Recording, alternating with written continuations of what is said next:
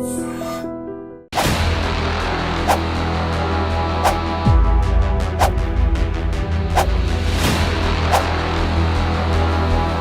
To I dream. Delhi liquor కేసులో arrest అయిన Delhi CM Arvind Kejriwal కు కింది కోర్టు బెయిల్ మంజూరు చేసింది. కానీ వెంటనే ఈడీ అధికారులు హైకోర్టును ఆశ్రయించడంతో హైకోర్టు ఆ బెయిల్ ని స్టే ఇచ్చింది. ఈ నేపథ్యంలో అరవింద్ కేజ్రీవాల్ కి బెయిల్ వచ్చింది కాబట్టి ఇప్పటికే అరెస్ట్ అయిన ఎమ్మెల్సీ కవిత గారితో పాటు మరి కొంతమందికి బెయిల్ వచ్చే అవకాశం ఉందా లేదా అనే అంశంపై మనతో మాట్లాడడానికి స్కాట్లాండ్ నుండి రాజీవ్ రెడ్డి గారు ఉన్నారు. ఆయన అడిగి చాలా క్లారిటీగా విషయం తెలుసుకుందాం. సార్ నమస్తే అండి. నమస్తే సార్. ఎప్పుడు అంటే కవిత గారు ముందు అరెస్ట్ అయ్యారు, తర్వాత అరవింద్ గారు అరెస్ట్ అయ్యారు. కేజ్రీవాల్ కి నిన్న బెయిల్ వచ్చింది. కానీ ఈడీ అధికారులు కరెంట్ దర్యాప్తులో ఉన్న కాబట్టి వెంటనే ఆయనకి బెయిల్ ఇవ్వద్దు అంటూ వాళ్ళు హైకోర్టుకు ఆచరించడంతో హైకోర్టు స్టే విధించింది. తర్వాత ఆర్గ్యుమెంట్ నడుస్తున్నాయి. కానీ నిన్న ఇచ్చిన బెయిల్ లో మాత్రం ఎవరిని సాక్ష్యాలు బెదిరించకూడదు, ఎక్కడ దేశం వదిలి పారిపోకూడదు, ₹1,00,000 పూచీకత్తు అంటూ కింది కోర్టు కేజ్రీవాల్ గారికి బెయిల్ మంజూరు చేసి కండిషన్ బెయిల్ ఇచ్చింది. రెగ్యులర్ బెయిల్ అది. ఇప్పుడు ఈ కేసులో స్టే ఇచ్చింది కాబట్టి ఈ కేసు పక్కన పెడితే కాసేపు ఒకవేళ కింది కోర్టు బెయిల్ ఇవ్వడం స్టార్ట్ చేసింది కాబట్టి ఎమ్మెల్సీ కవిత గారు కూడా ఆల్రెడీ అరెస్ట్ అయ్యారు. ఆ కేసులో ఆమె కూడా బెయిల్ వచ్చే అవకాశం ఉందంటారా? అంటే ఈ దాంట్లో అరవింద్ కేజ్రీవాల్ గారికి బెయిల్ ఇవ్వడం ఆ గ్రౌండ్స్ మీరు చూస్తే కాస్త ఏమంటారు,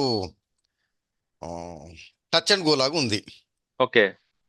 అంటే మనం ముందు నుంచి చెప్తున్నది ఈడీ కేసులో అంటే రెగ్యులర్ బెయిల్లలోనైతేనేమో సిఆర్పిసి కింద 3 టెస్టులు, ఏది జ్యూడిక్షన్ వదిలి పారిపోరు, సాక్షుల్ని బెదిరించారు, సాక్ష్యాల్ని తారుమారు చేయరుతో పాటు ఈడీ అఫెన్స్లకు వచ్చే వరకు ట్విన్ టెస్ట్.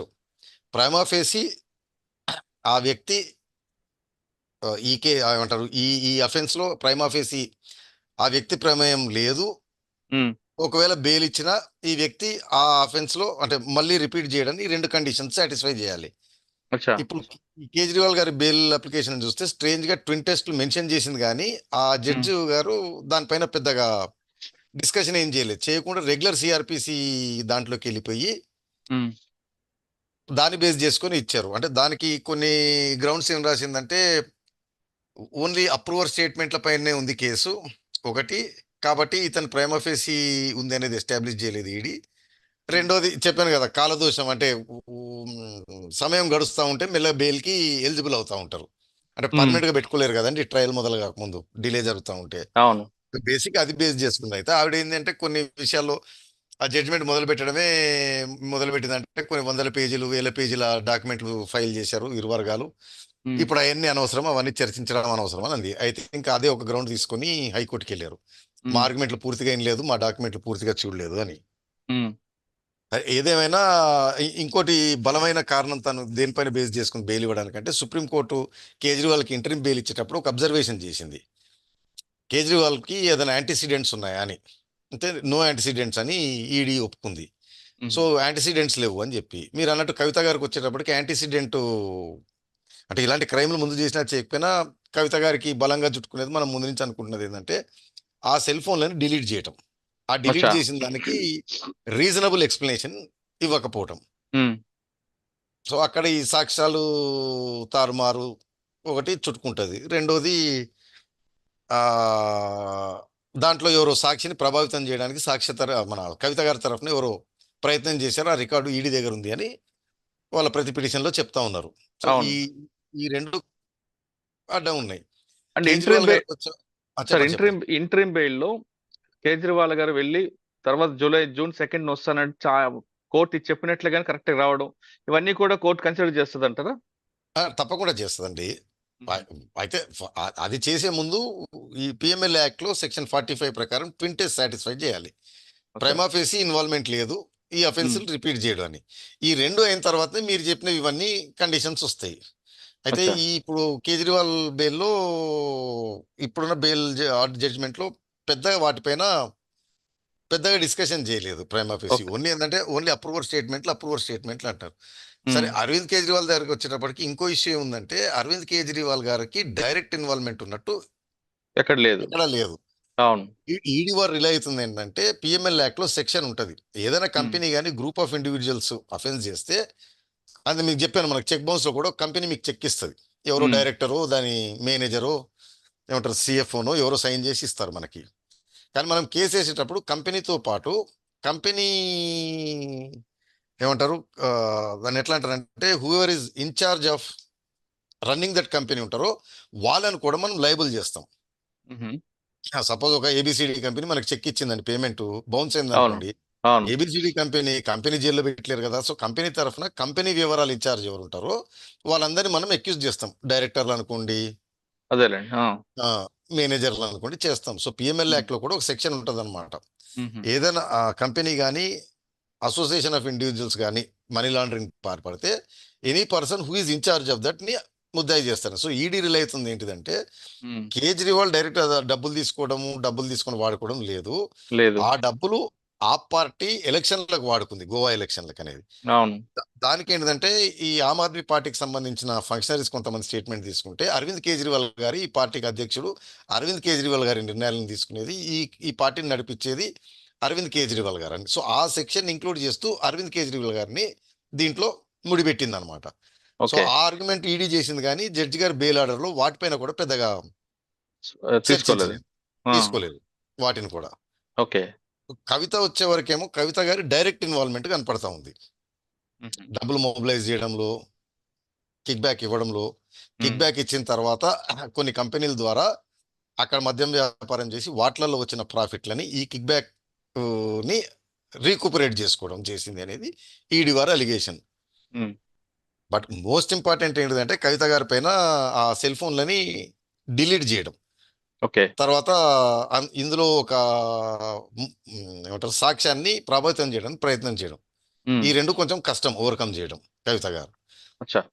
అండి, ఈ రెండు తర్వాత కారణాలు ఈ చెప్పండి. రెండు కారణాలు, తర్వాత ప్రైమా ఫేస్ ఇన్వాల్వ్మెంట్ అంటే కేజ్రీవాల్కి వచ్చే వరకు కేజ్రీవాల్ గారి తరఫున వాదన ఏంటిదంటే ఓన్లీ అప్రూవర్ స్టేట్మెంట్ల మీదనే ఉంది, మ్మ్. దానికి కొరాబరేటింగ్ ఎవిడెన్స్ లేదు అనేది. కవిత గారు దానికి వచ్చే వరకు అప్రూవర్ స్టేట్మెంట్లతో పాటు కాస్త కొరాబరేటింగ్ ఎవిడెన్స్ కాస్త డెవలప్ చేశారు. ఓకే. అంటే ఫర్ ఎగ్జాంపుల్ ఇప్పుడు ఓబరాయ్ హోటల్లో ఆవిడ అదే టైంలో ఉండడము, అవును. కవిత గారి ఇంట్లో దీంట్లో ఉన్న 5 ముద్దాయిలు మీటింగ్ జరగటము, మ్మ్. ఫేస్ టైం లేదో సంభాషణ చేయడం, తర్వాత బుచ్చిబాబు గారికి కవిత గారికి ఏదో వాట్సాప్ చాట్ ఉంది. మ్మ్. ఇవన్నీ isolated in it self establish చేయవు, కాకపోతే మ్మ్. Series of events. అన్నిటికంటే ఏంటంటే నేను మళ్ళీ చెప్పాను, ఇండియన్ ఎవిడెన్స్ యాక్ట్ లో ప్రిజంప్షన్స్ ఉంటాయి. ఓకే. తన సెల్ ఫోన్ ని డిలీట్ చేయడం తోటి ఆ ప్రిజంప్షన్ కిక్కినైంది కాబట్టి మ్మ్. ప్రైమా ఫేసి నేరం చేసినట్టు. ఈ మ్మ్. నేరానికి సంబంధించి అభియోగాలు ఎదుర్కొంటూ సమ్మన్స్ ఇచ్చిన తర్వాత సెల్ ఫోన్ లో డేటాని డిలీట్ చేసింది. కాబట్టి ప్రిజంప్షన్ ఏంటంటే ఆ డేటా ఈ కేసులో తనకు వ్యతిరేకంగా ఉంది అనేది కోర్టు ప్రిజంప్షన్ తీసుకుంటది, ఓకే. సార్, ఇప్పుడు మళ్ళీ లేకపోతే కింది డిలీట్ కోర్టు చేయాల్సిన అవసరం వచ్చింది అని. అదే మరొకసారి కింది కోర్టుకు వెళ్ళిన తర్వాత మళ్ళీ బెయిల్ రిజెక్ట్ అయింది అనుకోండి, హైకోర్టుకు వెళ్ళొచ్చా కవిత గారు? డెఫినెట్ గా ఐ థింక్ రిజెక్ట్ అయిన తర్వాత హైకోర్టులో వేసినట్టుంది, అంటే నాకు గుర్తులేదు కానీ హైకోర్టులో మ్మ్. పెండింగ్ ఉన్నట్టుంది. అంటే హైకోర్టులో కూడా వచ్చి అక్కడ ఆర్గ్యుమెంట్ చూసుకుంటారు, లేదా కింద ఏ విధంగా ఉంటాయి అక్కడ? అంటే జనరల్ హైకోర్టు అప్పీల్ పోతారు కాబట్టి కింద ఏవైతే వాదనలు జరుగుతాయో కిందే రికార్డు ఉంటుందో దానిపైనే, ఎక్స్ట్రాడినరీ సర్కమ్స్టాన్సెస్ లేకపోతే మ్మ్. దానిపైనే జరగాలి. సో కవిత గారికి అది ఎప్పటికీ ఇది పెద్ద తలనొప్పి వ్యవహారం. అడ్డంకి. ఆ అడ్డ ఆ సెల్ ఫోన్లు డిలీట్ చేయటము, మ్మ్. సమ్మన్స్ వచ్చిన తర్వాత అపియరెన్స్ కంటే ఆ సెల్ ఫోన్లను ప్రొడ్యూస్ చేయమని ఎప్పుడైతే వాళ్ళు నోటీస్ పంపించారో ఈడీ వాళ్ళు, ఆ మ్మ్. డేట్ తర్వాత డిలీట్ అయినవి. ఓకే. అండ్ డిలీట్ చేయడం in it self is not తప్పు, కానీ ఆ డిలీట్ ఎవరు చేశారు, ఎందుకు చేశారు అనేది రీజనబుల్ ఎక్స్ప్లెనేషన్ ఇవ్వలేకపోవటం. అంటే డిలీట్ చేయడం కూడా విత్ టూల్స్ చేయడం అనేది మైనస్ అనుకోవచ్చా? ఇప్పుడు ఐ థింక్ 9 సెల్ ఫోన్లు అనుకుంటా, 9 సెల్ ఫోన్లు ఆ 2 డేట్లలోనే కంప్లీట్ గా డిలీట్ చేయడం, అది కాస్త సస్పీషియస్ గా ఉంటది. అంటే డిలీట్ చేయడం అంటే వాళ్ళు చెప్పడం వెర్షన్ ప్రకారం మాకు ఫోన్లు ఎవరికైనా వాడిన తర్వాత ఇవ్వడం అనేది ఆటోమేటిక్ డిలీట్ చేస్తుంటా ఉంటున్నారు, కానీ ఇక్కడ టూల్స్ వాడడం అనేది మైనస్ అని టూల్సే కాదండి, ఈ ఫోన్లు నేను వాడలేదు ఎవరు వాడారని మనకు పదే చెప్తున్నారు. ఎవరు వాడారని అడిగితే ఈడీ వారు దానికి సమాధానం చెప్పారు, ఎవరు డిలీట్ చేశారంటే సమాధానం చెప్పారు. ఓకే. తర్వాత అంత షార్ట్ టైంలో విత్ ఇన్ 1-2 days లో అన్ని ఫోన్లని డిలీట్ చేయటం, అంటే మ్మ్. నోటీస్ ఇచ్చినప్పుడు స్పెసిఫిక్ గా చెప్పారు ఈ ఫోన్లు కావాలి అని, అవునండి. ఆ ఫోన్లు మాత్రమే నోటీస్ ఇచ్చిన తర్వాత డిలీట్ చేయటం. ఓకే. అంటే దాంతో ఫైనల్ ఎవిడెన్స్ యాక్ట్ లో ఉన్న ప్రిజంప్షన్ కిక్ ఇన్ అవుతుందండి 114G. ఓకే. సార్, ఫైనల్ గా చెప్పండి, అంటే అరవింద్ కేజ్రీవాల్కి వచ్చినంత ఈజీగా కవిత గారు బెయిల్ రాదంటారు? లేదు, కష్టం. అరవింద్ కేజ్రీవాల్ గారికి అదే సుప్రీంకోర్టు అబ్జర్వేషన్ కూడా, ఆయనకి ఎటువంటి యాంటీసిడెంట్ లేదు మ్మ్. బెయిల్ కట్టం పెట్టడానికి. ఓకే. అంటే మీకు ప్రైమా ఫేసి కేసు ఉంది, సీరియస్నెస్ ఆఫ్ ద అఫెన్స్, వీటితో పాటు వెరీ వెరీ ఇంపార్టెంట్. ఇవి సాక్ష్యాలు తారుమారు చేయరు, సాక్షిని ప్రభావితం చేయరండి. కవిత ఉమ్. వరకు వచ్చే వరకు ఆ రెండు వారు ఎస్టాబ్లిష్ చేస్తున్నారు. ఫోన్లు డిలీట్ చేయడం, ఒక సాక్షిని అప్రోచ్ అవ్వడం, బెదిరించి. అవును. తన స్టేట్మెంట్ ని మార్చుకోవాలి. కానీ హైకోర్టు కూడా స్టే ఇచ్చిందంటే, హైకోర్టు కూడా ప్రైమా ఫేసి కన్విన్స్ అయింది ఈ బెయిల్ ఆర్డర్ తప్పు ఉంది అని. అచ్చా. ప్రైమా ఫేసి కన్విన్స్ అయ్యే స్టే ఇచ్చింది. సో ఆ. నాకు తెలిసి దీనిపైన ఏం జరుగుతుందంటే, మోస్ట్ ప్రాబబ్లీ కింది కోర్టు బెయిల్ ఇచ్చిన డిస్మిస్ ఆర్డర్ చేస్తారు. డిస్మిస్ చేస్తూ మేబీ మళ్ళీ వెనక్కి కింది కోర్టుకు పంపించి మళ్ళీ ఒకసారి పూర్తిగా ఎంక్వైరీ ఇద్దరు చేయమంటారు. వాదనలు విని మళ్ళీ జడ్జిమెంట్ ఇవ్వమని ఇచ్చే అవకాశం ఉంటుంది, లేదా బెయిల్ రద్దు చేసే అవకాశం ఉంటుంది. But okay. High court is prima facie satisfy అయింది ఇమీడియట్ గా స్టే ఇవ్వటం అంటే, అచ్చా. దట్ ఆ బెయిల్ ఆర్డర్ తో తప్పు ఉంది అని. ఓకే. మొత్తం మీద తీసుకుంటే అరవింద్ కేజ్రీవాల్ గారికి వచ్చినంత ఈజీగా కవిత గారి విషయంలో బెయిల్ వచ్చే అవకాశం లేదంటున్నారు రాజీవ్ రెడ్డి గారు. ఆవిడ చేసింది పెద్ద పనే. అంటే ఫోన్లో డిలీట్ చేయడం అంతా పెద్ద ఆటంకంగా మారినట్లుగా రాజీవ్ రెడ్డి గారి యొక్క విశ్లేషణ. ఇది ఇక్కడ అరవింద్ కేజ్రీవాల్ విషయంలో బెయిల్ విషయంలో. కానీ అరవింద్ కేజ్రీవాల్ గారికి కింద కోర్టు బెయిల్ ఇచ్చిన, హైకోర్టు మాత్రం స్టే ఇచ్చింది. దీనిపై ఆర్గ్యుమెంట్ నడుస్తున్నాయి. ఎందుకు హైకోర్టు ఆ విషయం అడ్డుకుందన్న విషయం, ఆ కాపీ మన చేతికి వచ్చాక మరోసారి రాజీవ్ రెడ్డి గారిని కలుద్దాం. అంతవరకు నమస్తే అండి. Thank you sir. Thank you very much అండి. అది